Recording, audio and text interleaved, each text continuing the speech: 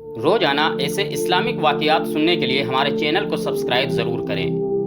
ایک ایسا شخص جس نے اپنی پوری زندگی کی کمائی، اپنا گھر، اونٹ، مال اور دولت سب کچھ چھوڑ دیا صرف ایک مسکراہٹ کے لیے، اور جب وہ مسکراہٹ اسے ملی تو نبی کریم صلی اللہ علیہ وسلم نے فرمایا، تم نے بہت فائدے والا سودا کیا۔ کون تھا یہ دیوانہ؟ جانیے اس سچی روح کو جھکجھور دینے والی کہانی میں۔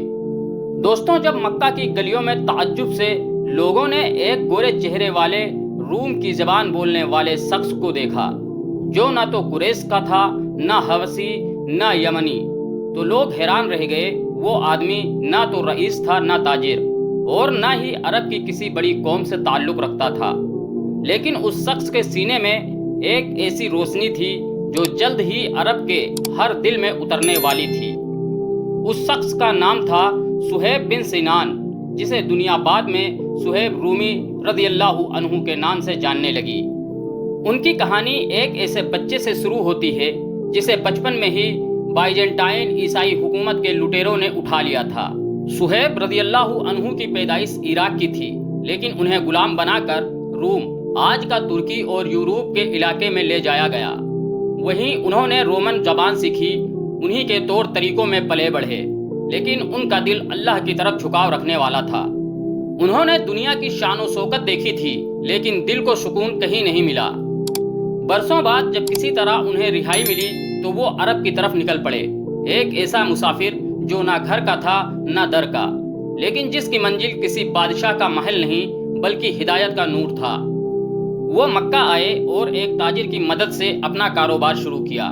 گورا چہرہ، روم کی زبان اور گہرائی والی سوچ نے مکہ کے لوگوں کو ان سے متاثر کیا، لیکن شعیب خود اندر سے بے چین تھے۔ پھر ایک دن مکہ کی فضا میں ایک نئی آواز گونجنے لگی، کہہ دو اللہ ایک ہے۔ یہ آواز تھی رسول اللہ صلی اللہ علیہ وسلم کی۔ شعیب رضی اللہ عنہ جیسے ہی اس آواز سے ٹکرائے، دل کا سارا سناٹا ختم ہو گیا۔ وہ چھپ کر اسلام سننے لگے۔ حضرت عمار بن یاسر، حضرت بلال اور دوسرے غریب مسلمانوں کے ساتھ چھپ چھپ کر رسول اللہ کی صحبت میں بیٹھتے۔ صہیب رضی اللہ عنہ وہ شخص تھے جنہوں نے دولت کی زندگی دیکھی تھی، لیکن اب انہیں ایمان کی مٹھاس مل چکی تھی۔ انہوں نے بے جھجک اسلام قبول کر لیا۔ مکہ کے مشرکوں کو جب پتہ چلا کہ ایک غیر عربی جو کل تک تجارت کرتا تھا اب محمد صلی اللہ علیہ وسلم کا ساتھی بن گیا ہے، تو انہوں نے صہیب رضی اللہ عنہ کو بھی اپنا نشانہ بنایا۔ انہیں ستایا گیا، تجارت سے نکالا گیا، تانا دیا گیا کہ جو دولت ہمارے ملک میں کمائی اب وہ لے کر ہمارے خلاف ہو رہا ہے۔ لیکن شعیب مسکراتے اور کہتے، میں نے سب کچھ محبت رسول پر قربان کر دیا ہے۔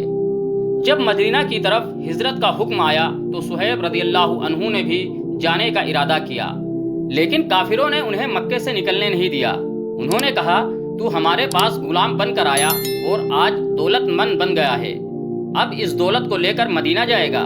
صہیب رضی اللہ عنہ نے جواب میں کچھ ایسا کہا جسے سن کر آج تک ہر مومن کا دل رو اٹھتا ہے۔ صہیب رضی اللہ عنہ نے ان لوگوں کی آنکھوں میں آنکھیں ڈال کر کہا، اگر میں تمہیں اپنا سارا مال، ساری دولت اور سارے اونٹ دے دوں تو کیا تم مجھے مدینہ جانے دو گے؟ مکہ کے کافر ہنس پڑے، انہیں لگا کہ شاید ڈر گیا ہے۔ بولے، اگر تو ایسا کرے گا تو ہاں تجھے جانے دیں گے۔ صہیب نے اسی وقت اپنا سب کچھ اللہ کی راہ میں چھوڑ دیا، اپنے گھر، مال، سامان، اونٹ، سونے چاندی کے تھیلے، سب کچھ۔ کہنے لگے، لے جاؤ میری دنیا، مجھے صرف میرا نبی چاہیے۔ اور پھر انہوں نے اکیلے پھٹے ہوئے کپڑوں میں پیاس اور بھوک سے لڑتے ہوئے مدینہ کی طرف ہجرت شروع کی۔ وہ ریگستان کے تپتے سورج میں کانٹوں سے بھرے راستوں پر چلتے رہے، ہر قدم پر ان کے پاؤں لہو لہان ہوتے، لیکن زبان پر ایک ہی نام ہوتا، محمد۔ جب وہ مدینہ پہنچے تو حضرت رسول اللہ صلی اللہ علیہ وسلم انہیں دیکھ کر مسکرائے اور کہا، شعیب، تمہارا سودا کامیاب رہا۔ تمہارا سودا تو بڑا ہی فائدے والا رہا ابو یحییٰ۔ صہیب رضی اللہ کی آنکھوں سے آنسو بہہ نکلے۔ انہیں لگا کہ اگر پوری دنیا بھی قربان کرنی پڑے اور بدلے میں رسول کی ایک مسکراہٹ مل جائے تو وہ سودا 1000 بار کروں۔ اللہ تعالیٰ نے قرآن کی ایک آیت نازل کی۔ ترجمہ: کچھ لوگ ایسے ہوتے ہیں جو اللہ کی رضامندی حاصل کرنے کے لیے اپنی جان تک بیچ دیتے ہیں اور اللہ اپنے بندوں پر بہت ہی مہربان ہے۔ اس آیت کے بارے میں علماء کہتے ہیں کہ یہ خاص طور پر حضرت صہیب رضی اللہ عنہ کے بارے میں نازل ہوئی تھی۔ صہیب رضی اللہ عنہ کی مثال اس چراغ جیسی ہے جو خود جلتا ہے مگر دوسروں کو روشنی دیتا ہے۔ انہوں نے نہ اپنے جسم کی فکر کی، نہ مال کی، نہ آرام کی، صرف اللہ اور اس کے رسول کے لیے جیتے رہے۔ ہجرت کے بعد مدینہ میں ان کا وقار اور عزت بڑھتی گئی۔ انہوں نے حضرت ابوبکر، حضرت عمر، حضرت عثمان، تمام عزیز القدر صحابہ کے ساتھ جنگیں لڑیں۔ رسول اللہ کے ساتھ ہر گھڑی کھڑے رہے۔ رسول اللہ صلی اللہ علیہ وسلم کی وفات کے بعد جب حضرت عمر بن خطاب رضی اللہ عنہ کو جان لیوا حملہ ہوا تو انہوں نے مرنے سے پہلے کہا، اگر میرے بعد خلیفہ نہ چنا جا سکا تو صہیب رومی کو معزز بناؤ اور جب تک نیا خلیفہ نہ بنے وہ مسلمانوں کی امامت کریں۔ سوچئے وہ صہیب جو کبھی غلام بن کر رومن سرزمین پر گئے تھے آج پورے اسلامی امت کی امامت کر رہے تھے۔ یہ صرف اللہ کا کرم ہوتا ہے جو مٹی کو بھی سونا بنا دیتا ہے۔ ان کی زبان سے نکلنے والا ہر لفظ اللہ کی محبت میں ڈوبا ہوا ہوتا۔ ان کا رتبہ اتنا اونچا تھا کہ بڑے بڑے صحابہ ان کی بات کو اہمیت دیتے۔ صہیب رضی اللہ عنہ کہا کرتے، جس دن میں اسلام لایا اس دن میں نے ہر چیز کو چھوڑ دیا اور جو پایا وہ آج تک کسی بادشاہ نے نہیں پایا۔ ان کی آنکھوں سے ہمیشہ آنسو بہتے رہتے۔ کہتے، میں نے محمد صلی اللہ علیہ وسلم کی آنکھوں میں وہ روشنی دیکھی تھی جو آج تک کسی آنکھ میں نہیں دیکھی۔ آخرکار وہ دن بھی آیا جب صہیب رضی اللہ عنہ کی روح بھی اللہ سے ملنے کے لیے بے چین ہو اٹھی۔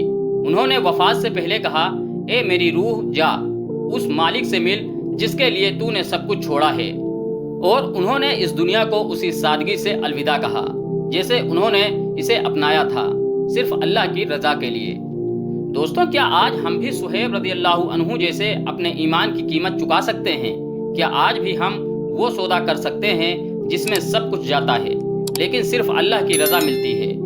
اگر آپ کو یہ کہانی دل کو چھو گئی ہو تو اسے آگے شیئر ضرور کیجئے۔ ملتے ہیں ایک اور روحانی داستان میں، تب تک دعاؤں میں یاد رکھیے۔